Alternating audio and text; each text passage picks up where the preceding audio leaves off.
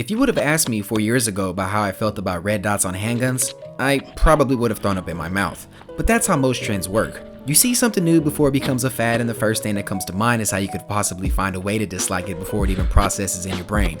And that's exactly how society raises you.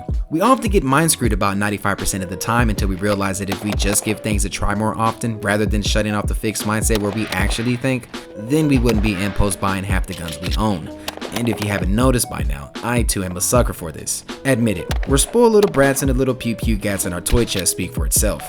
Fast forward nearly 5 years later, and I can't believe I actually have a red dot mounted to my favorite handgun of all time. And trust me when I say there was a process to this whole finding the perfect red dot thing for my Glock 17, because I wasn't just gonna mount any optic on it without doing a delegation meeting and not get its blessings.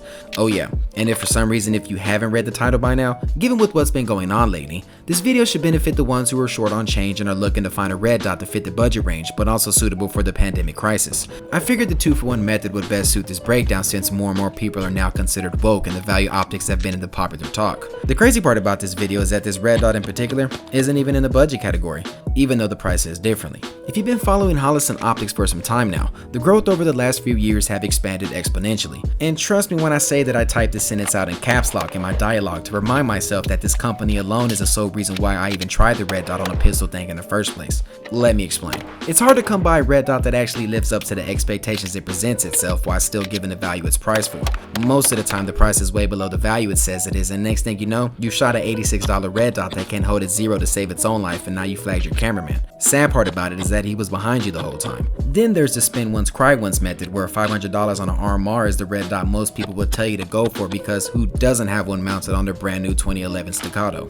And then there's the red dot that's often overlooked. The optic that sits right in the middle of the pack waiting to prove everybody wrong, because everyone's either chasing the next Payless version of the Delta Point Pro or keeping up with the Joneses cashing out on an aim point Acros donk, which doesn't look too shabby for a red dot that has the shape of a box frame Cadillac. Just be sure you have the funds to pay for its $599 price tag. Which brings me to the beginning of this Holosun 507C-X2 breakdown. If you're a fan of EOTech reticles, then you're going to want to watch this video. No, seriously, if EOTech ran the handgun world, then you'd be looking at its little brother. For some, a 32 MOA reticle with a 2 MOA dot in the middle might be the reason why you steer away from Holosun products. And I get it, not your typical boring 3.5 MOA dot that gives you less of a chance from hitting an enemy at 10 yards. Me, on the other hand, is the complete opposite. Why in the hell would you not want a bigger sight radius to make the transition easier to hit someone in the central nervous system? It's like picking up a Game Shark for your PS2 and not using a cheat code in the Code Veronica to make the Beretta 93R into an automatic. Do you really think you won't need it when a Bandersnatch comes dropping from the ceiling?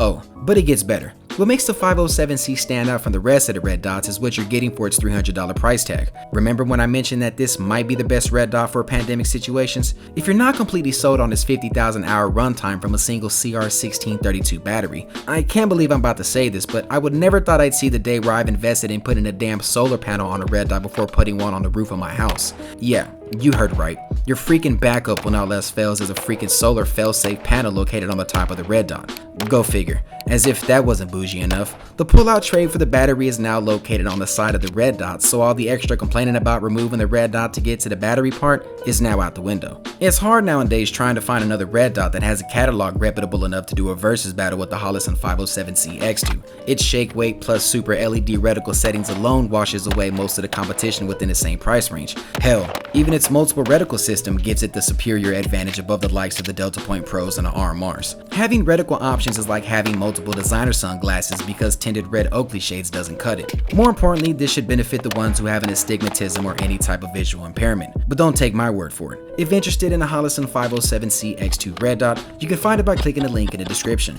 As for now, I'm gonna go ahead and wrap this video up.